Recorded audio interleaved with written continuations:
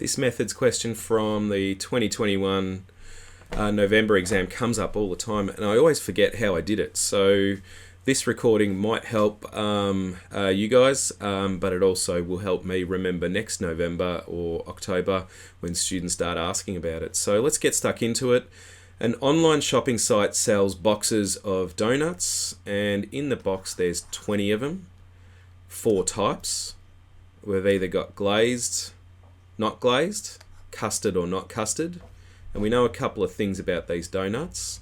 So they tell us that half of them are got custard, so that would be 10 in a box are going to have custard.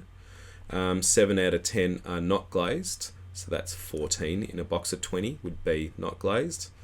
And 1/10 of them are glazed with custard, so we know that that's going to be 2 in a box of 20. Okay.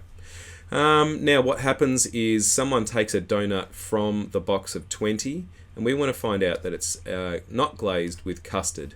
So again, the way I'm thinking is that it can be either glazed or not glazed, custard or not custard, and that to me says two-way table. So that's my neighbour who loves his V8 car. Okay, so we've got glazed, not glazed.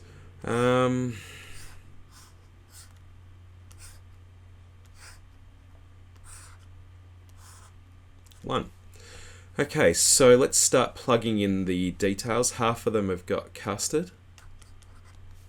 7/10 are not glazed. That's them. 1/10 are glazed with custard. That's them. So probability that it is glazed or not glazed with custard is going to be this one here, and that's going to be found by doing a half. Take away this one here, which is 1/10. So that's 5/10. Take away 1/10. 4/10 or 2/5. Okay, the question continues. So the 20 donuts in the box are randomly allocated to 2 new boxes, box A and box B. So they're being maybe shared out between 2 groups of people. Each box contains 10 donuts, so shared evenly. One of the 2 new boxes is chosen at random, and then a donut is grabbed from that box at random. G be the number of glazed donuts in box A. So we want to know the probability in terms of G, so we're allowed to have G in our answer, that the donut comes from box B given that it's glazed. Okay, so we're working out the probability that it comes from box B given that it is glazed. So we'll just use the formula. Okay, so that one there is all on your formula sheet. Alright, and because this is kind of like a 2-stage process, we go choose a box and then we choose a donut. Then what we're going to do, I think it's best to do this via a tree diagram. So it's box A, box B, and there is an even chance of it coming from those. And then we're going to just assess whether the donut we grab out of either box A or box C is glazed or not glazed. So that's what we're looking for there.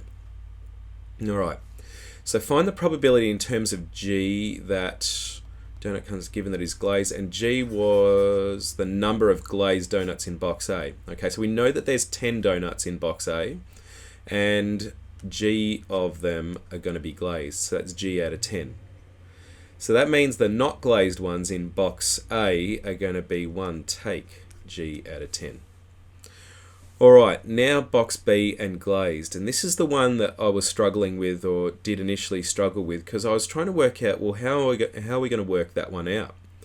And it comes back to this part of the question here. They tell us, and notice that we didn't use this information when we did the two-way table or the probability table, is they tell us that 7 out of 10 of the donuts are not glazed. Okay, so 14 of them are not glazed. So therefore we know that 6 are glazed. So in a box of 20, 6 are going to be glazed. Now that information becomes very important here, because what I'm going to note is, let's just say for argument's sake, G equals 2. There's 2 glazed donuts.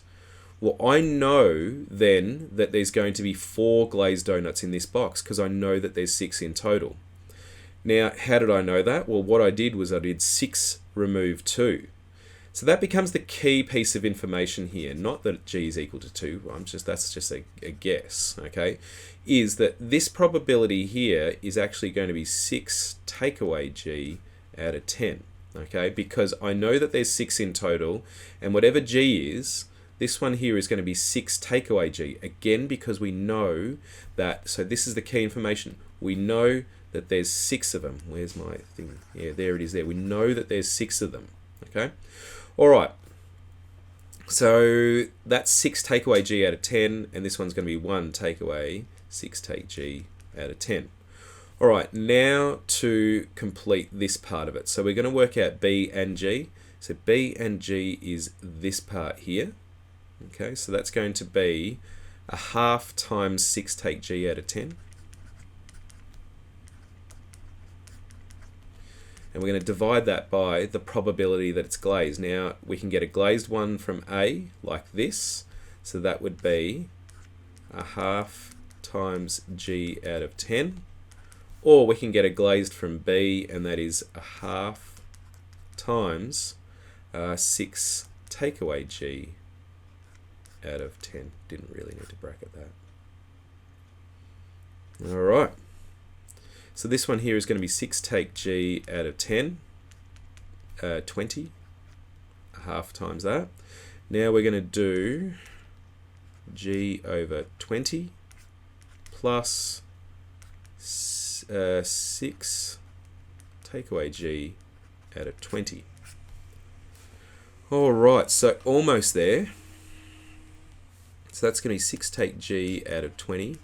Divided by, now these G's are going to cancel out. We're going to get 6 over 20, which is 6 take G over 20 times 20 over 6. They cancel out, giving us 6 take G over 6. And there's our probability. All right, so yeah, really difficult if you can't work out, well, basically, if you can't work out that, you're in some strife. Right, so the final part of it goes to statistics. So the online shopping site has over 1 million visitors per day. It's known that half of these visitors are less than 25 years old. P hat be the random variable representing the proportion of visitors who are less than 25 years old. So that's what we're looking for in a random sample of 5 visitors. So basically we've sampled 5 of them and checking whether they're less than 25 years old. So we want to find out the probability that the sample proportion is greater than or equal to 0.8. Now I always like to try to convert this number here to match the question. So that's the probability that the sample proportion is 8 out of 10, or in this case, probability that the sample proportion is greater than or equal to 4 out of 5. So that just converts it into the 5 that we've got here, and that will always happen with these questions. Okay, now what we know is that when we take a sample, this value here is also a random variable, because I think it's on your formula sheet. P hat is this value here, x over the number surveyed, which in our case was 5. So this is the random variable, and that's actually binomial. Okay, so what we know is that is going to be binomial. That should be a tilde.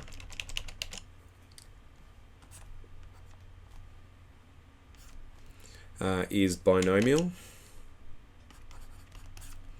Now, how many times are we doing it? We're doing it 5 times. And what are we looking for? We're looking for whether they're less than 25 years old, and we know that there's a half or a 1 in 2 chance of that happening. Okay.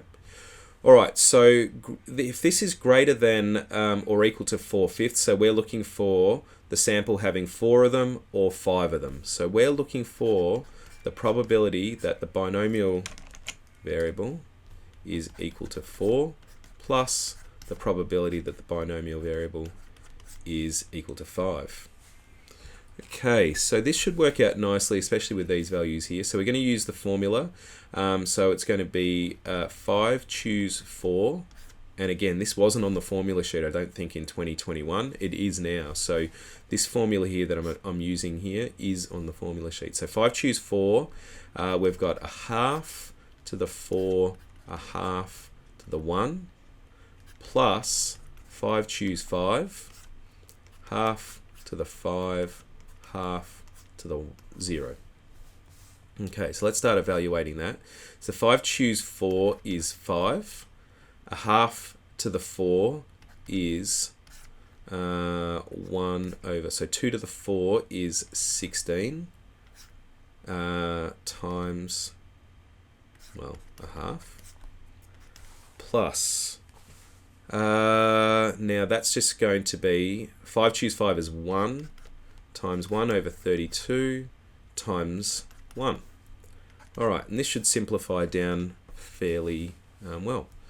Okay, so we've got 5 over 2 16s are 32 plus 1 over 32.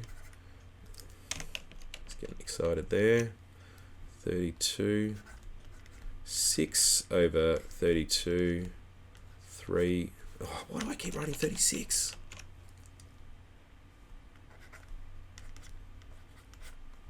What's half of 32? You'd hate to screw that up, wouldn't you? 3 on 16. Alright, so there we go. Yeah, so fairly tough one and worth, what was it? 6 marks out of the 40.